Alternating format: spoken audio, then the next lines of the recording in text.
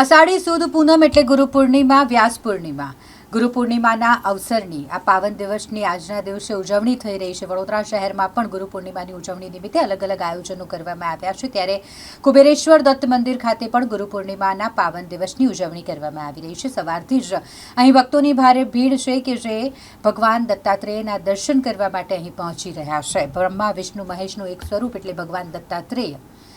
ગુરુ પૂર્ણિમાનો પાવન અવસર હોય ત્યારે વડોદરા શહેરના કીર્તિ મંદિર ખાતે આવેલું શ્રી કુબેરેશ્વર દત્ત મંદિર ખાતે પણ વહેલી સવારથી ભક્તોની ભીડ જોવા મળી રહી છે. ભગવાન દત્તાત્રેયના દર્શન કરી સૌ આજના દિવસે તેમના આશીર્વાદ મેળવી રહ્યા છે. અહીં મંદિર વ્યવસ્થાપન દ્વારા પણ અલગ અલગ આયોજનો કરવામાં આવ્યા છે. ખાસ કરીને વાત કરીએ, આજે આરતી, કીર્તન અને ધૂન સહિત રાત્રે ભોજનનું પણ વ્યવસ્થા કરવામાં આવી છે. શ્રી કુબેરેશ્વર મંદિર એટલે કુબેર મહારાજની સમાધિનું સ્થાન. આ કુબેરેશ્વર મહારાજ દત્ત સંપ્રદાયના હતા, તેથી આ મંદિરને કુબેરેશ્વર દત્ત મંદિર તરીકે લોકો જાણે છે. વડોદરા શહેરના મહારાજા સર સયાજીરાવ ગાયકવાડના પણ તેઓ ગુરુ હતા. કુબેરેશ્વર દત્ત મંદિર ખાતે ભક્તોની માનતા પૂરી થતી હોય છે. ગુરુ નબળો હોય કે ન હોય, પરંતુ જો ગુરુને દાન કરવામાં આવે, એમાં ચણાની દાળ, ગોળ, પીળા ફૂલ, પીળા વસ્ત્ર, ધાતુમાં સોનું દત્તાત્રેય ભગવાનને ચડાવવાથી ગુરુ ગ્રહ શક્તિશાળી બને છે. તથા ઔદુંબર વૃક્ષની પ્રદક્ષિણા કરવાથી પણ ગુરુ દોષમાંથી મુક્તિ મળતી હોય છે. ગુરુ પૂર્ણિમા નિમિત્તે વડોદરાવાસીઓમાં પણ અનેરો ઉત્સાહ છે. સમર્પણ પર્વ તરીકે ઉજવાતા ગુરુ પૂર્ણિમા અર્થાત વ્યાસ પૂર્ણિમા ઉત્સવ નિમિત્તે આજે વડોદરા શહેરમાં વહેલી સવારથી જ વિવિધ કાર્યક્રમો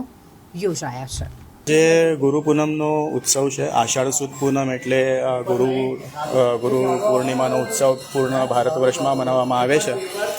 અને આજે આપણા જે ગુરુ છે એમને વિશે આપણે આદર, સન્માન અને એમની કૃતજ્ઞતા વ્યક્ત કરવાનો આજનો દિવસ હોય છે.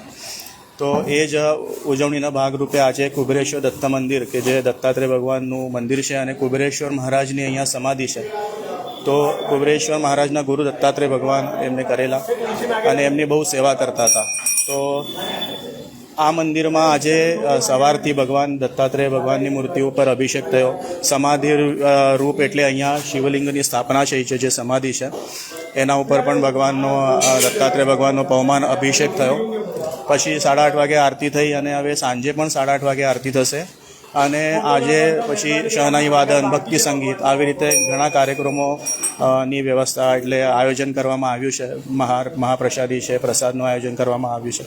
તો બધા ભક્તોને આમંત્રણ છે અહીંયા આવીને દર્શનનો લાભ લે અને પ્રસાદનો લાભ લે.